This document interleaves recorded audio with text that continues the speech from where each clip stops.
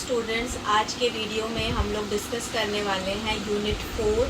वो यूनिट 4 है आपका क्लिनिकल ट्रायल्स। तो उसके पहले हम लोग समझते हैं कि क्लिनिकल ट्रायल्स होता क्या है। तो क्लिनिकल ट्रायल्स वो होता है अगर हमको कोई न्यू मेडिसिन अगर हमको मार्केट में लेकर आना है, ठीक है। तो न्यू मेडिसिन मार्केट में लेके आने से पहले का भी उसका बहुत सारा प्रोसेस होता है। पहले आप वो मेडिसिन खोजोगे, मेडिसिन मतलब कोई ड्रग खोजोगे, उस ड्रग का पहले प्री क्लिनिकल ट्रायल करवाओगे। प्री क्लिनिकल मतलब क्लिनिकल से पहले का जो ट्रायल होता है उसको प्री क्लिनिकल ट्रायल बोलते हैं। तो प्री क्लिनिकल ट्रायल मतलब जो कि उसका टेस्टिंग होता है एनिमल्स पे। अगर एनिमल्स पे टेस्टिंग होने के बाद अगर उस पर सही रिजल्ट आता है तो उसके बाद उसका करते हैं क्लिनिकल ट्रायल। तो इसमें हम लोग पूरा पढ़ने वाले हैं कि क्लिनिकल ट्रायल्स होता क्या। तो क्लिनिकल ट्रायल्स क्या होता है, ये एक सिस्टमैटिक स्टडी होती है जो कि कंडक्ट होते हैं ह्यूमन पार्टिसिपेंट्स में। मतलब ये एक नॉर्मल, जैसे पहले बताई थी, प्री क्लिनिकल में क्या करता है, जो भी ड्रग मॉलिक्यूल सोचे हो जिसपे आपके आगे आपको क्या करना है, उस पर न्यू मेडिसिन बनाना। तो पहले आपने उसका किस पे ट्रायल किया, प्री क्लिनिकल मतलब एनिमल्स पे किया, उनमें सब अच्छे रिजल्ट आया। तो अब आप किस में आओगे, ह्यूमंस पे उस ड्रग का ट्रायल करोगे। जब ह्यूमंस पे उस ड्रग का ट्रायल करते हैं तो उसी को बोला जाता है क्लिनिकल ट्रायल्स। और ये एक सिस्टमेटिक स्टडी होती है जिसको किस पे कंडक्ट किया जाता है, ह्यूमंस पे किया जाता है। और इसमें क्या इवेल्युएट किया जाता है कि जो भी हम न्यू ड्रग मॉलिक्यूल ले रहे हैं उसकी सेफ्टी क्या, मतलब वो सेफ है कि नहीं है, एफिकेसी मतलब वो कितना अपना इफेक्ट दिखा रहा है, इफेक्टिवनेस मतलब उसका इफेक्ट कैसा है, ये सब हम लोग देखते हैं कि इसका एक न्यू ड्रग का। और ये जो होता है क्लिनिकल ट्रायल्स, ये एसेंशियल क्यों होता है, क्योंकि कभी भी अगर हमको कोई न्यू मेडिसिन अगर हम लोग को मार्केट में लाना है तो मार्केट में लाने से पहले बहुत सारी अथॉरिटीज़ होती है जिनसे हमको उसको अप्रूवल करवाना, क्योंकि ये क्या होता है, एसेंशियल होता है न्यू मेडिसिन के लिए।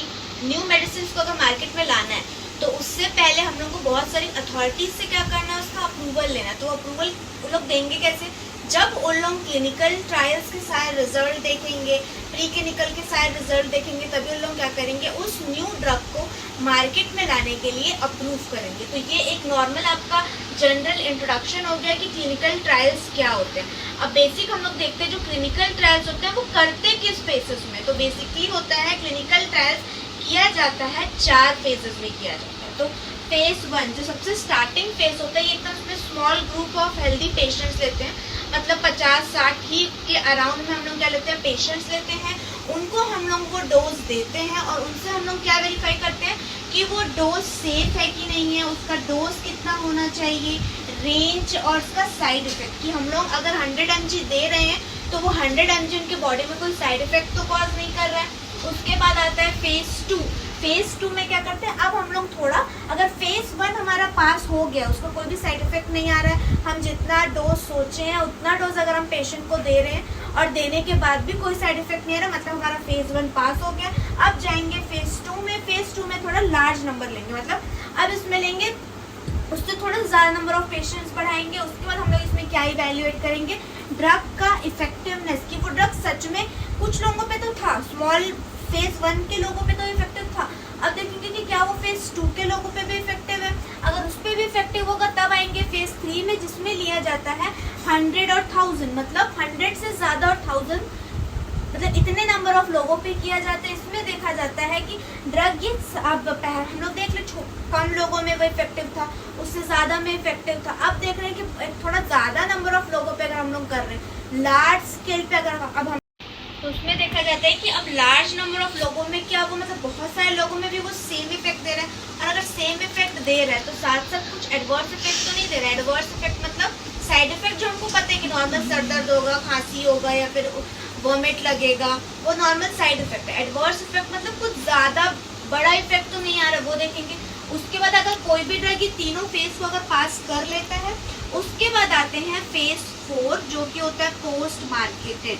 मतलब अब जो ड्रग अगर ये 3 फेज को पास कर लिया तो उसको मार्केट में भेजने के लिए क्या कर देते हैं, अप्रूव कर देते हैं कि ठीक है इसको मार्केट में लॉन्च कर दो, लेकिन उसके बाद भी आपको 10 साल तक उसका पूरा टेस्ट करना है। वो मेडिसिन जो जो पेशेंट लिए हैं वो, मतलब वो क्या डॉक्टर को क्या आके बोले वो मेडिसिन लेने के बाद, वो सारा चीज़ क्या करना है, आपको रेगुलेट करना है, आपको पूरा मॉनिटर करना है। अगर उसके बाद भी, अगर इसमें 10 साल के बाद भी अगर वो मेडिसिन एकदम सही इफेक्ट दिखा रहा है, मतलब अब वो पूरे तरीके से रेडी हो गया है मार्केट में आने के लिए।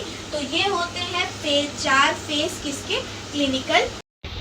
तो अभी हम लोग देख लिए नॉर्मल इंट्रो ही क्लिनिकल ट्रायल क्या होता है। अब हम लोग देखते हैं इसके आगे क्लिनिकल ट्रायल प्रोटोकॉल्स की। क्लिनिकल ट्रायल्स जो हम लोग को करना होता है उसके प्रोटोकॉल होता क्या है। तो इसके प्रोटोकॉल में क्या क्या होता है, प्रोटोकॉल मतलब एक डॉक्यूमेंट बनता है जिसमें पॉइंट्स लिखे होते हैं कि आपको ये पॉइंट्स कवर करना होता है, बताना होता है। तो फर्स्ट होता है कि रिटर्न डॉक्यूमेंट होता है, जो ये एक जो होता है ये एक रिटर्न डॉक्यूमेंट, जैसे मैंने भी आपको बताया था कि एक रिटर्न डॉक्यूमेंट होता है जो क्या डिस्क्राइब करते हैं, जिसमें ऑब्जेक्टिव होना चाहिए, मतलब आप क्लिनिकल ट्रायल कर रहे हो वो क्यों कर रहे हो, उसमें आपको ऑब्जेक्टिव होना चाहिए।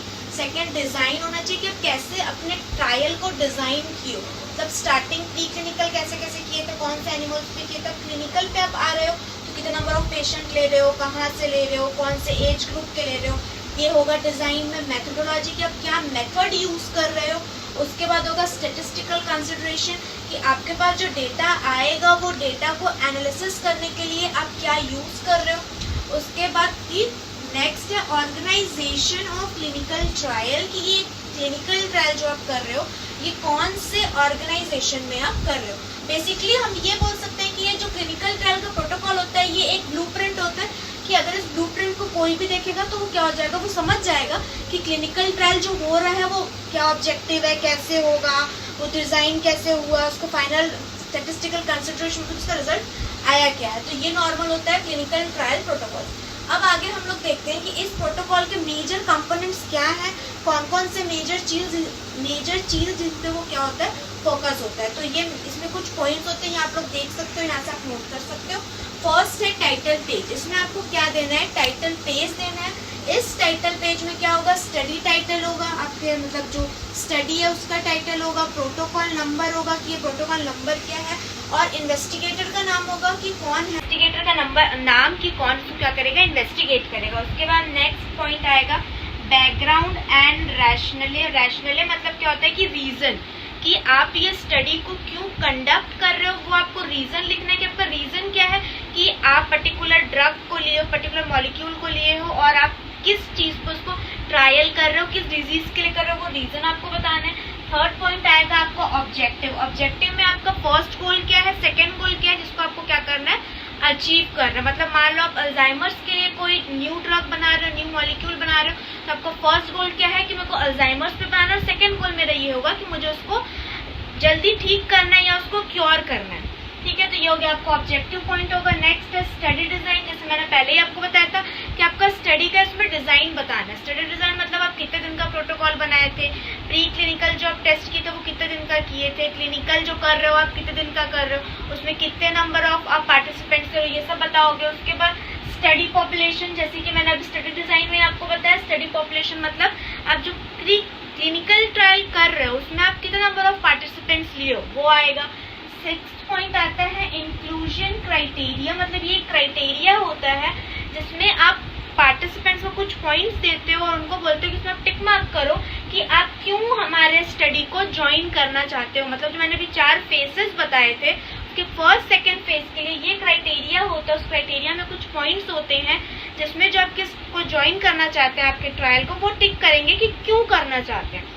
उसके बाद 7th होता है एक्सक्लूसिव क्राइटेरिया कंडीशन। ये वो कंडीशन होता है जिसमें ये होता है कि हर कोई भी आके आपकी जो स्टडी है उसको ज्वाइन ना करे। मतलब जैसे किसी को कोई पर्टिकुलर डिजीज है तो वो आके आपके स्टडी को ज्वाइन ना करे, तो उसमें वो पर्टिकुलर कंडीशन। सेफ्टी असेसमेंट की अपनी सेफ्टी के लिए क्या प्लान बनाए हैं। उसके बाद आता है आपका स्टेटिस्टिकल एनालिसिस। स्टेटिस्टिकल एनालिसिस मतलब कि आपने जो 4 फेजेस में जो ट्रायल किया हुआ है उससे जो भी डेटा आया है उसको आप किस मेथड के थ्रू एनालिसिस करोगे, वो मेथड आएगा स्टेटिस्टिकल एनालिसिस में। उसके बाद लास्ट पॉइंट आता है एथिकल कंसिडरेशन, कि आप जो भी ट्रायल कर रहे हो उसके लिए आपने कौन कौन से लॉ को फॉलो किया है, कौन कौन से रूल को फॉलो किया है, तो ये आएगा इसके अंदर। तो ये हो गया हमारा पूरा clinical trial protocols and major components of the protocol.